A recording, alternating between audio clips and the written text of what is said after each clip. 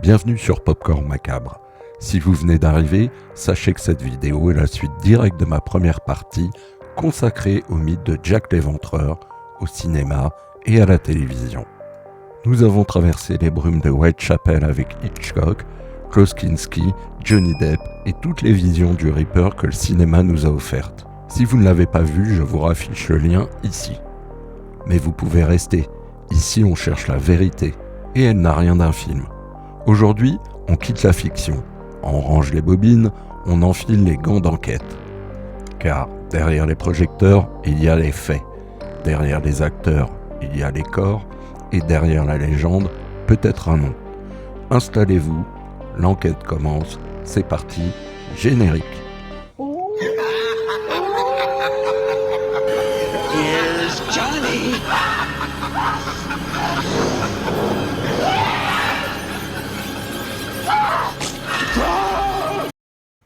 Pendant plus de 130 ans, Londres retient son souffle. Dans l'ombre de Whitechapel, un nom murmuré a glacé des générations entières. Jack l'Éventreur. Et si je vous disais que personne, absolument personne n'est d'accord sur son identité? Parce que depuis 1888, policiers, journalistes, historiens, détectives amateurs et même des romanciers millionnaires ont pointé du doigt des suspects radicalement différents. Un prince, un peintre, des médecins, un boucher, un vagabond, des criminels endurcis, des malades mentaux, un compagnon jaloux prêt à imploser. Tous avaient un mobile, tous avaient une opportunité, tous avaient un secret. Mais derrière chaque nom se cache un mystère encore plus noir. Aujourd'hui, on ne va pas simplement les citer, on va les interroger un par un, comme si l'affaire venait de rouvrir, comme si Londres, en 2025, avait enfin décidé d'en finir avec ses fantômes. Alors, attachez vos ceintures, on va descendre dans les ruelles humides, là où les lanternes tremblent et où la vérité n'est jamais loin du couteau. Bienvenue dans le plus vieux cold case de l'histoire criminelle. Les faits avant les théories. Londres, 1888, Whitechapel, misère, alcool, surpopulation, maladie, la nuit avale les âmes et le brouillard cache les cris. Entre le 31 août et le 9 novembre 1888, 5 femmes sont assassinées avec une froideur chirurgicale. Marianne Nichols, le 31 août, à Bucks Row. Annie Chapman, le 8 septembre, à Humbury Street. Elizabeth Stride, le 30 septembre, à Berners Street. Catherine Eddowes, le 30 septembre également, à Mitre Square. Et Mary Jane Kelly, le 9 novembre, à Miller's Court. 5 vies, 5 corps mutilés, 5 scènes que la police n'oubliera jamais. Et un détail troublant. Le premier meurtre, Bucks Row, à 2 rues de l'hôpital de Londres, où l'on traite les malades de la syphilis nerveuse, une maladie qui ronge l'esprit, qui dévore la raison, qui transforme les hommes en fantômes délirants. Un hasard géographique ou un fil rouge qu'on tirera plus tard? On commence par comprendre qui était Jack. Pas le monstre du cinéma, mais celui de la nuit. Celui qu'on ne voyait jamais, mais qu'on sentait partout. Passons au profil du tueur. Jack connaissait l'anatomie humaine. Il frappait vite, très vite, toujours dans le noir. Il choisissait ses victimes, les observait, les suivait et disparaissait, comme si les murs avalaient ses pas. Il n'était pas impulsif, il n'était pas foudrage, non. Jack était froid, méthodique, calculateur, un homme du quartier, capable de marcher parmi les ivrognes, les pauvres, les ouvriers, les policiers même, sans que jamais personne ne tourne la tête. Un prédateur doté d'un savoir-faire chirurgical, capable d'extraire les organes, dans le silence poisseux de Whitechapel. Et si le plus terrifiant n'était pas ce qu'il a fait, mais ce qu'il a réussi à ne pas laisser derrière lui. Mais avant de plonger dans les suspects, il faut ouvrir un autre chapitre de l'enquête, les lettres, parce que Jack a peut-être écrit, ou alors c'est la presse qui l'a inventé. 1888, Londres suffoque, les journaux veulent vendre, la police patauge et soudain, une plume s'enfonce dans la brume. Dear Boss, la naissance du monstre. Une lettre arrive au Central News Agency, encre rouge, ton moqueur, signature glaciale. Yours truly, Jack the Ripper. Bien à vous, Jack l'Éventreur. C'est là que le nom naît, un pseudonyme qui claque comme un coup de couteau. La police panique, la presse jubile, et le mythe vient de se signer à l'encre rouge. Saucy Jackie, Jackie le coquin, le rire du tueur. Carte postale, ton encore plus provocateur, l'auteur se vante des meurtres du Double Event, un tueur narquois ou un journaliste trop heureux d'ajouter du sang à l'encre. Encore aujourd'hui, personne ne sait. From Hell, la lettre qui fait froid.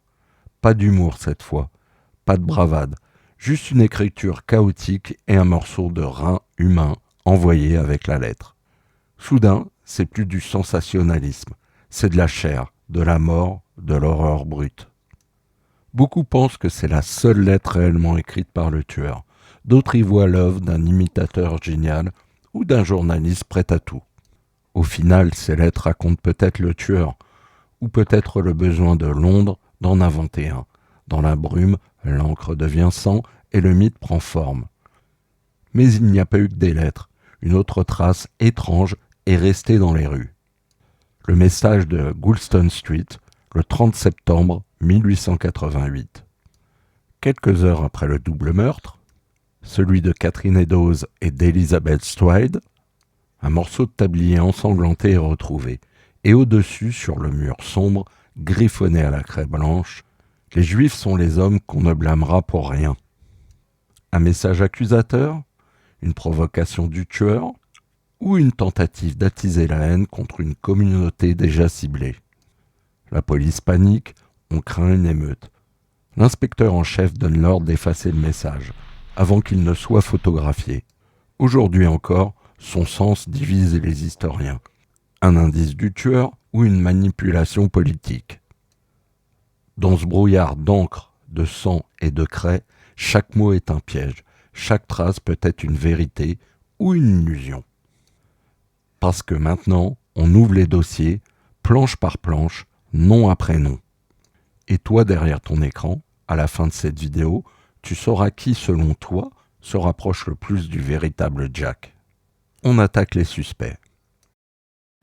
Nous passons maintenant en revue les suspects avec faits, arguments, failles et probabilités, fausses pistes prestigieuses et mythes royaux. Le prince Albert Victor, le suspect du roman gothique. Il est beau, aristocrate, mystérieux, héritier du trône britannique, petit-fils de la reine Victoria. Certains l'imaginent dépravé, fréquentant les bas-fonds, jusqu'à tuer pour protéger un secret sexuel interdit dans l'Angleterre victorienne. C'est spectaculaire, ça sent le scandale, la corruption, les soirées masquées dans Buckingham, mais la vérité dans tout ça. Une rumeur tardive, née bien après les meurtres, et gonflée par le sensationnalisme, relancée en 1976 par Stephen Knight, une thèse désormais classée comme fiction. Aucune preuve, des dates qui ne collent pas, le prince était hors de Londres lors de certains meurtres. Dossiers médicaux, lettres, témoignages, tout l'innocente. Le prince héritier comme Jack l'Éventreur, c'est sexy, c'est vendeur, mais c'est du roman. Et dans cette affaire, la réalité est souvent moins glamour et beaucoup plus sale. Sir William Gull, le médecin royal et la théorie maçonnique.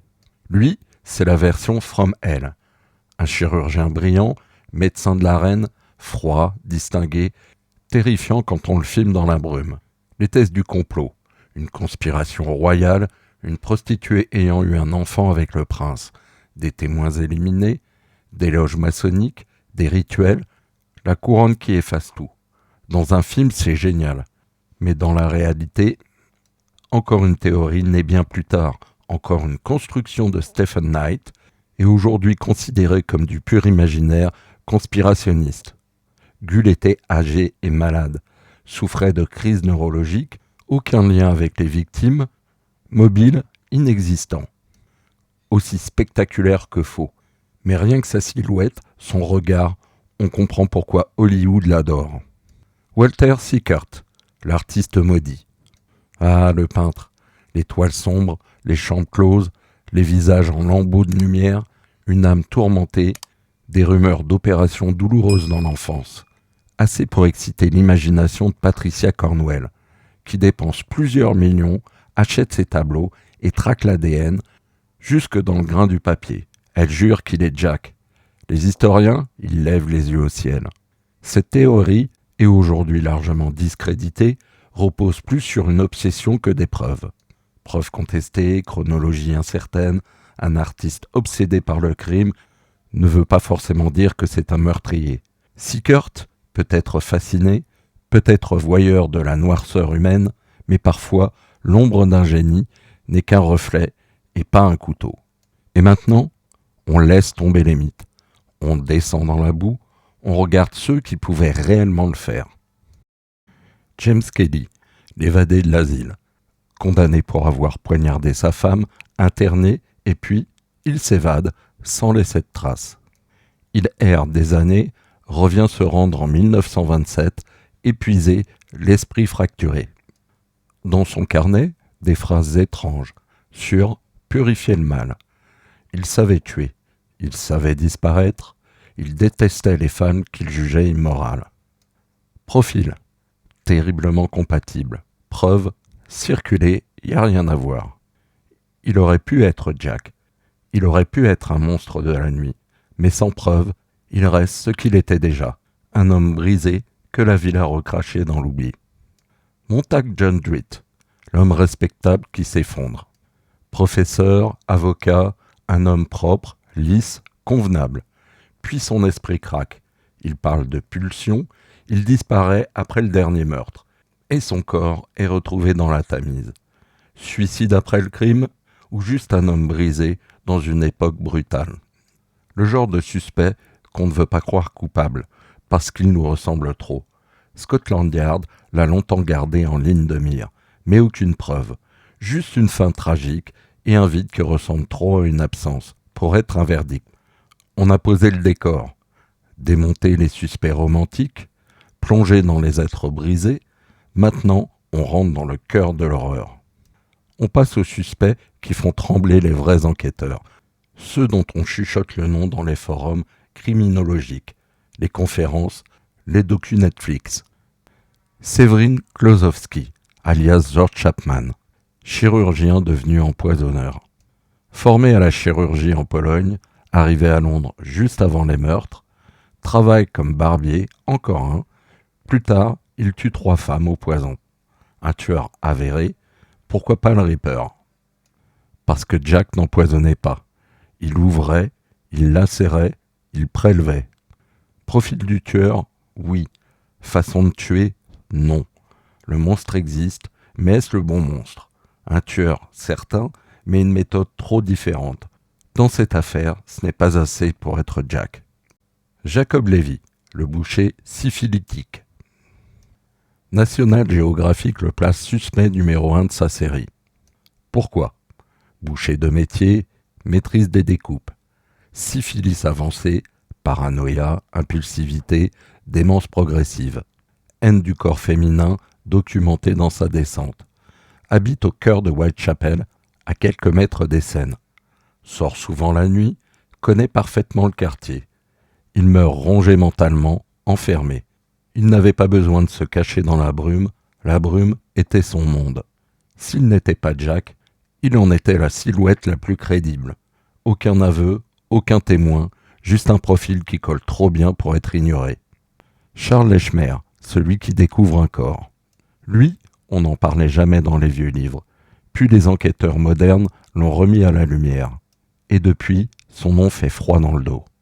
Charles Allen Lechmer, employé, livreur, travaille tôt, passe chaque matin dans les ruelles où les femmes meurent. Un jour, il trouve un corps, Marianne Nichols, encore chaude, premier sur place, trop tôt, trop précis, trop calme. Et son nom, pas celui qu'il donne à la police. Lechmer devient Cross. Identité masquée, pourquoi? Il vivait, travaillait, marchait au cœur exact du périmètre des meurtres. Jamais incarcéré. Meurt chez lui comme un monsieur tout le monde. Le tueur parfait, ou juste un homme au mauvais endroit. Certains criminologues modernes estiment sa probabilité élevée, suffisant pour frissonner, jamais assez pour conclure. Et pourtant, derrière ces ombres modernes, un nom revient toujours, un nom que Scotland Yard n'a jamais vraiment lâché, celui qui, en 2025, domine encore le brouillard. Aaron Kosminski, le fantôme de l'asile. Voici l'homme que beaucoup considèrent en 2025 comme le coupable le plus sérieux. Pas un noble décadent, pas un chirurgien génial, pas un aristocrate au cœur noir. Non, un jeune barbier polonais, arrivé misérable dans un Londres carnivore. Un immigrant perdu dans la fausse aura qu'était Whitechapel. Il vit tassé dans des ruelles gangrénées par la misère, le jean frelaté et la peur. Il entend des voix, parle tout seul, on le surveille, on l'interroge, on note chez lui une haine maladive des femmes et ce drôle de trouble obsessionnel autour de la nourriture.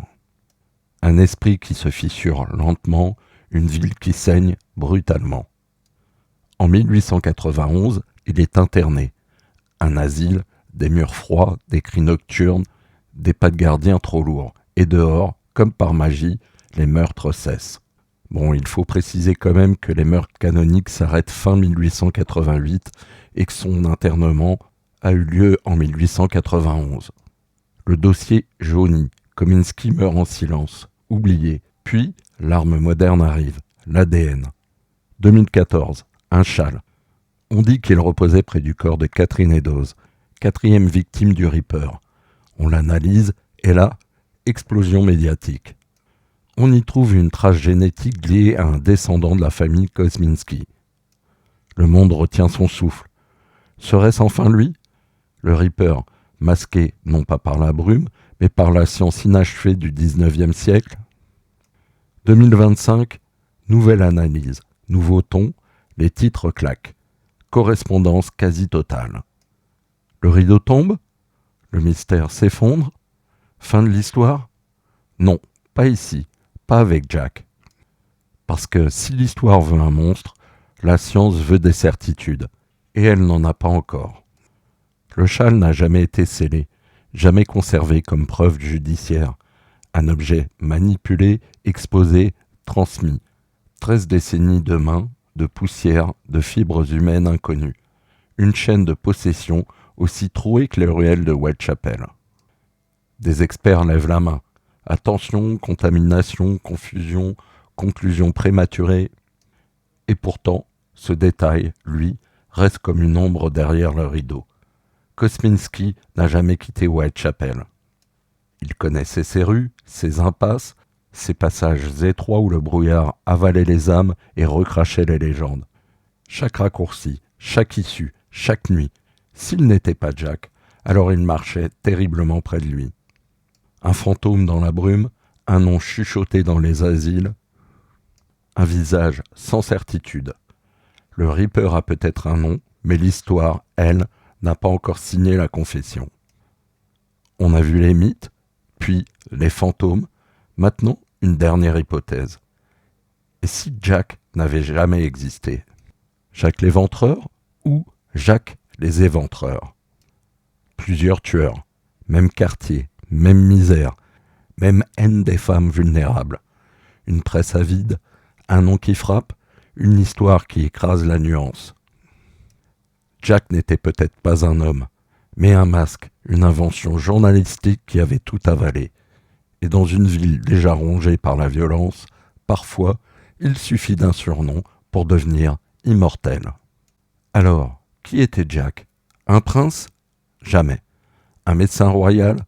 Hollywood veut en merci. Un peintre torturé ? Possible, mais peu probable. Un tueur déjà interné ? Peut-être. Un boucher en chute mentale ? Probable.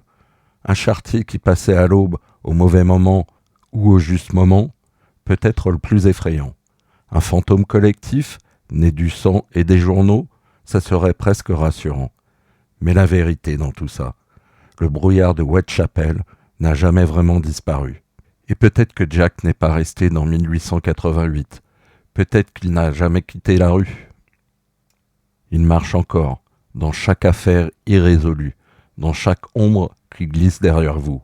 Et quand vous rentrerez chez vous un soir, jetez un œil derrière à l'angle d'une ruelle. On ne sait jamais.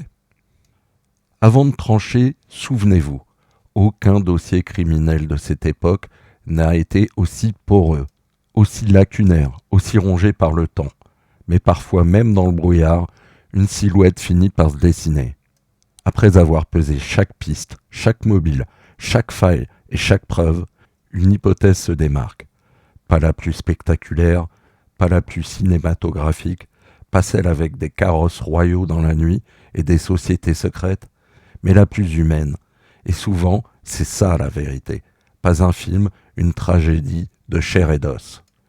Si la science, la psychologie criminelle et les archives nous obligent à pointer un nom, alors celui qui ressort plus nettement que les autres, son nom, c'est Aaron Kosminski.